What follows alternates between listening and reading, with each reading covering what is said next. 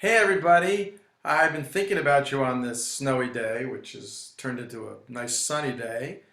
And I was thinking you probably wished you had had an environmental science this morning instead of getting to sleep in. And so I thought I should accommodate you by sending you today's talk via the wonders of modern technology so we wouldn't fall farther behind. The question we want to finish up with today in our study of human population growth is how can we slow human population growth? As you can see, I've zipped out of here. Look out my window here, and you can see I'm in this beautiful salt marsh in southern Florida. But I'll be back for Thursday. Don't worry about it. To begin, let's look at some data here. Okay, here is a chart showing the TFR, total fertility rate, of Bangladesh and the United States beginning in 1800. And take a second, maybe even pause the video, and look and see what you can see as the difference, okay? Okay, so if you've looked at this, one of the first things I hope you notice is really kind of amazing. In 1800, the total fertility rate in Bangladesh and the United States were essentially identical, okay? But beginning in the early 1800s, the total fertility rate started to drop in a linear fashion until by about 1940 it had almost reached the replacement level and has stayed, with the exception of the post-war babies boom, post-World War II baby boom, has stayed right around replacement rate. Bangladesh, on the other hand, stayed very high, up at 7.1 or so, seven children per female per lifetime, until about 1980 when it started to plummet. And so that begs the question, what is it that gets fertility rates to drop? And we're going to talk more about that as we go on today. If we ask about how we can slow population growth rate down, I think you all already probably have some idea from what we've talked about. Generally speaking, economic development should reduce population growth rates. And if economic development is spread out, in other words, if it isn't concentrated among a few of society, that should be even better. And if women are empowered, if their status is improved as a result, that should result in even lower growth rates. And of course, if there is access to birth control and family planning, that should do the same. Now, if we actually look at the data from around the world, what we notice is that economic development does cause a decline in death rates. But at first, I mean in population growth, excuse me, economic development does cause a decline in population growth, but it has the effect initially of causing great population increase. And the reason for that is because of the decline in death rates, right?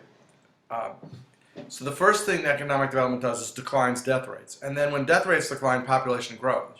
But later on, as you get increased education, as you get improved living conditions, as you get decreased child mortality, increased ability of women to work outside the home, there is a decline in birth rate as well. And that this would be the general effect of economic development is called, and here it is, the demographic transition. And the idea is development's effect is first a death rate decline and then a birth rate decline. And it's historically seen to occur in 4 stages, which I show you here. Now take a look at this graph. Right off the bat, you can see that in the first band here, we have very low population growth. Why? Because there's a very high death rate as well as a high birth rate. But then we go through what's called a transitional stage, and death rate here in blue declines rapidly. And so therefore we get a high population growth rate, here depicted in green. But as economic development proceeds and we become more and more industrial, now more and more people move to cities, there are few people who are rural, and birth rate starts to drop too. And once we get to fully developed, sort of modern, democratic, European-style nations, we get this case where birth and death rates are again matched and population growth rate slows down. And we've already seen the conditions under which there may actually be a decrease in birth in population because birth rate falls so low. And that's the case in several modern European nations. So that process is called the demographic transition. And here we can see, going back to the initial figure I started today's talk with, the United States was industrializing during the 1840s through the mid-20th century, whereas Bangladesh has not industrialized and not had that kind of economic development until just recently, until the 70s and 80s. And therefore its birth rate did not fall. So we can see that spreading development, spreading economic equality, spreading conditions that give people some security, reduce birth rate. Now, some people claim that the demographic transition is not always the case.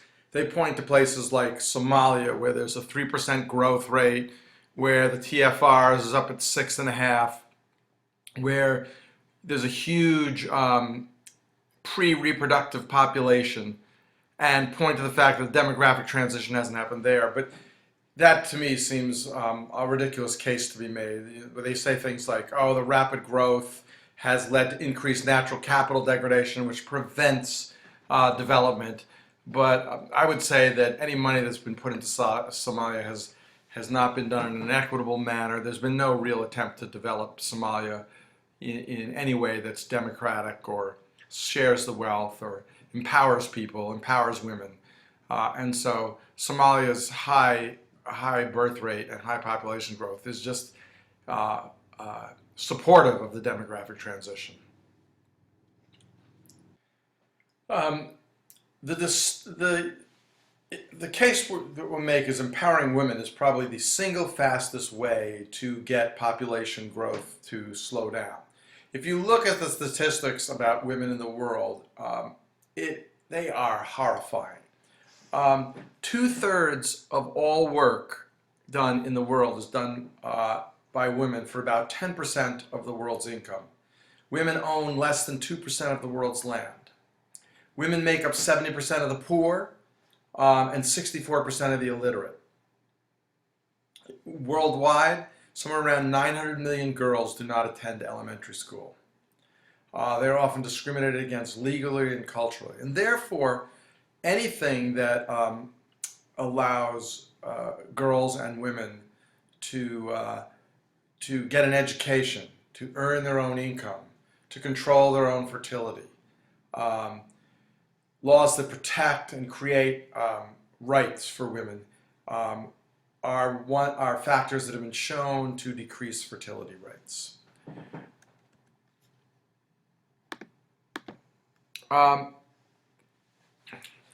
If we look at family planning in less developed countries, we've seen that there's been a big drop in total fertility rate from 1960 to 2010. And some studies have attributed up to about 50% of this drop in fertility due to family planning. I would guess that that's been coupled with some amounts of opportunity, or that's the other 50% of that statistic. And so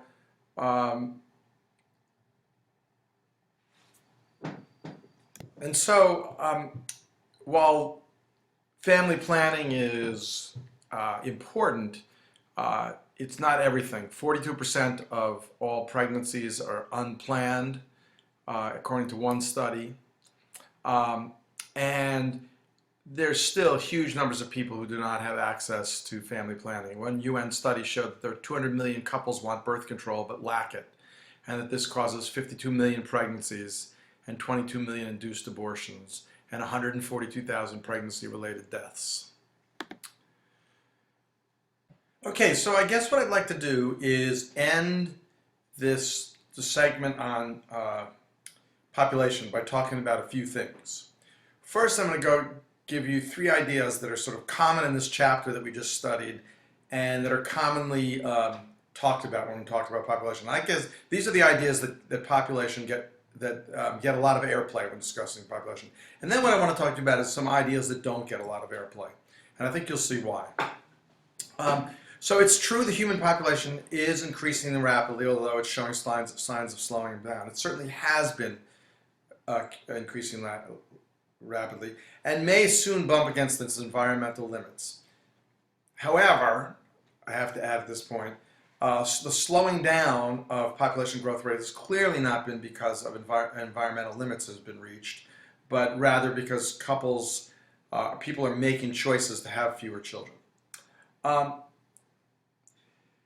However, even if population growth were not a serious problem, the increasing use of resources per person is expanding the human ecological footprint and putting a strain on the Earth's resources and certainly on other species and the ecosystems in which they live. And therefore, we may want to define a sort of aesthetic carrying capacity, a goal at which the population of humans should strive for. That, of course, is a negotiator's nightmare, right? How will we get there? That's a difficult problem, admittedly, but at some place, no one's discussing it, and perhaps we need to get there.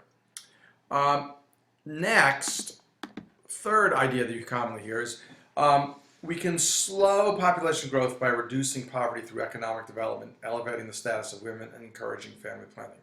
All true. Now, what was not talked about in much of the book, or not talked about very much in the book, but I tried to bring in the discussions, is the idea that economic development will be effective to the extent that it reaches all people in society. Those not reached are likely to have very high birth rates, and we've seen that over and over again. So spreading economic development to all means not allowing wealth to accumulate to too great a degree. And that, of course, is the sticky issue because it means government intervention to reduce disparities in wealth and an economic safety net for those who are left out. And both those ideas are ones that are not playing very well in the United States right now, despite the fact that they perhaps might need to. And in addition, government has to intervene to meet demand that the market won't do. So, for example, hungry people don't have money, and therefore they can never exert a market demand, and we have to have that safety net. The other thing that was not shown was nowhere was it demonstrated that large population actually degrades resources and leads to poverty. It's sort of a large hand-waving argument, but like it must logically be true. But we haven't actually seen a case where it is true. It was, however, demonstrated that disempowerment leads to high birth rates. And therefore, to me, in my way of thinking, if the disempowered have high birth rates, then arguing that population causes poverty is a form of blaming the victim, right? Because you're saying, oh, these people who are having a lot of kids who have already been victimized, now it's their fault, all the other problems. But in fact, they're the ones who have been left out of economic development and often purposely excluded, in my view. So what we really need if we want to tackle population is to look at the causes of disempowerment. Now, this is getting far away from environmental science, but I would say that the conclusions of environmental science is that you need to look at the causes of disempowerment. And one of the causes of disempowerment is certainly the unequal accumulation of wealth. And we see that in third world countries where you have these very wealthy upper echelons of society, an elite, and then huge numbers of poor people who are all growing rapidly. And these people are often pushed off land and forced to work on smaller and smaller parcels of land. And then they're blamed for the degradation that happens to that land when they're just trying to survive. So that's my take on population. I hope you enjoyed this mini talk, and I'll see you again on Thursday. Bye-bye.